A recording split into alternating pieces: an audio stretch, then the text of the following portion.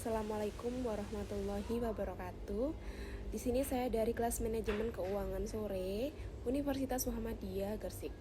Perkenalkan dengan saya Oki Aliatul Hakimah NIM 190301203 dan teman saya Fatimatul Zahra dengan NIM 1903045. Di sini saya akan menjelaskan mata kuliah bisnis internasional dengan membawakan materi teori perdagangan klasik bisnis internasional. Sebelum masuk, saya akan menjelaskan pengertian perdagangan internasional. Perdagangan internasional yaitu perdagangan internasional antar hubungan kegiatan ekonomi dari negara, adanya proses pertukaran barang dan jasa atas dasar sukarela dan saling menguntungkan. Ruang lingkup ekonomi internasional yaitu ada perpindahan internasional melalui perpindahan barang jasa suatu negara ke negara lainnya, dan perdagangan melalui perpindahan modal melalui investasi asing ke luar negeri. Selanjutnya yaitu perdagangan internasional melalui perpindahan tenaga kerja yang berpengaruh terhadap perpindahan negara melalui devisa dan juga perlunya pengawasan mekanisme perpindahan tenaga kerja. Ruang lingkup selanjutnya yaitu perdagangan internasional yang dilakukan melalui perpindahan teknologi, yaitu dengan cara mendirikan pabrik-pabrik di negara lain. Dan yang terakhir, perdagangan internasional yang dilakukan dengan penyampaian informasi tentang kepastian adanya bahan baku dan pangsa pasar. Ruang lingkup lain yaitu adanya mobilitas faktor produksi, sistem keuangan, perbankan, bahasa, budaya, dan politik. Masuk ke teori perdagangan internasional yaitu teori klasik. Yang pertama ada absolute advantage dari Adam Smith, yaitu berdasarkan besaran atau variabel real bukan moneter, yaitu teori murni. Misalnya, nilai suatu barang diukur dengan banyaknya tenaga kerja yang diperlukan untuk menghasilkan barang. Makin banyak tenaga kerja yang digunakan akan makin tinggi nilai barang tersebut. Saya berikan contoh di sini yaitu banyaknya tenaga kerja yang diperlukan untuk menghasilkan per unit, yaitu produksi gandum dan pakaian untuk Amerika gandum 8, Inggris 10, pakaian Amerika 4, dan Inggris 2. Amerika lebih efisien dalam produksi gandum sedangkan Inggris dalam produksi pakaian. 1 unit gandum diperlukan 10 unit tenaga kerja di Inggris sedangkan Amerika cuma 8 saja. 1 unit pakaian di Amerika memerlukan 4 unit tenaga kerja sedangkan di Inggris 2 unit.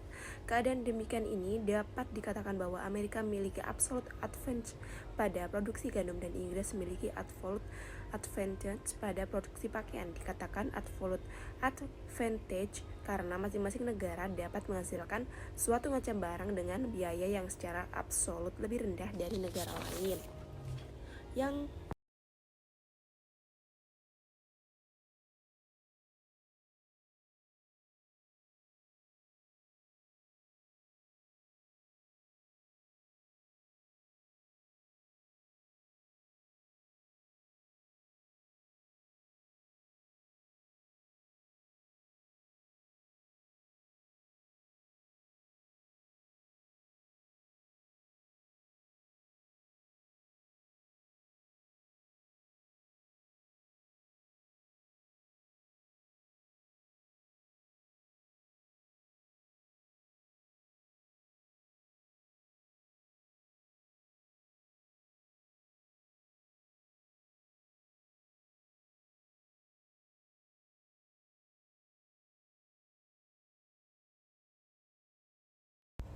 Dan untuk besarnya comparative advantage untuk Amerika dalam produksi gandum 6 bakul dibandingkan 2 bakul dari Inggris, atau 3:1 dalam produksi pakaian 10 yang dibanding 6 yaitu Inggris, atau 5/3:1. Di sini Amerika memiliki comparative advantage pada produksi gandum yakni 3:1 lebih besar dari 5/3:1 untuk Inggris dalam produksi gandum 2 bakul dibanding 6 bakul dari Amerika.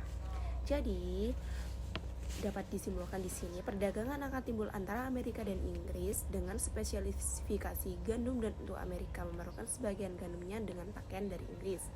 Dari nilai pertukaran ditentukan dengan batas nilai tujuan masing-masing barang di dalam negeri. Kelebihan untuk teori komparatif. Dan materi yang kedua yaitu comparative cost dari David Ricardo. 1. Cost comparative advantage, yaitu suatu negara akan memperoleh manfaat dari perdagangan internasional jika melakukan spesifikasi produksi dan mengekspor barang di mana negara tersebut dapat berproduksi relatif lebih efisien, serta mengimpor barang di mana negara tersebut berproduksi relatif atau tidak efisien. Dan selanjutnya, Indonesia memiliki keunggulan absolut dibandingkan Cina. Untuk kedua produk di atas, maka tetap dapat terjadi perdagangan internasional yang menguntungkan kedua negara melalui spesialisasi jika negara-negara tersebut memiliki cost comparative advantage atau labor efficiency. Assalamualaikum warahmatullahi wabarakatuh. Perkenalkan, nama saya Fatimah Zahra dengan NIM 190301045. Di sini saya akan melanjutkan presentasi dari teman saya, Mbak Oki Adatul Hakimah. Yang kedua, Production Comparative Advantage atau Labor Productivity. Suatu negara akan memperoleh manfaat dari perdagangan internasional jika melakukan spesialisasi produk dan mengekspor barang, di mana negara tersebut dapat berproduksi relatif lebih produktif serta mengimpor barang, di mana negara tersebut berproduksi relatif kurang atau tidak produktif. Kelemahannya, tidak dapat menjelaskan mengapa terdapat perbedaan fungsi produksi antara kedua negara tersebut. Kelebihannya, perdagangan internasional antara dua negara tetap dapat terjadi walaupun hanya satu negara yang memiliki keunggulan absolut, asalkan masing-masing dari negara tersebut memiliki perbedaan dalam cost comparative advantage atau production comparative advantage. Teori keunggulan kompetitif secara umum atau model daya saing internasional M.E. Porter dan model faktor Dong-Sung Cho.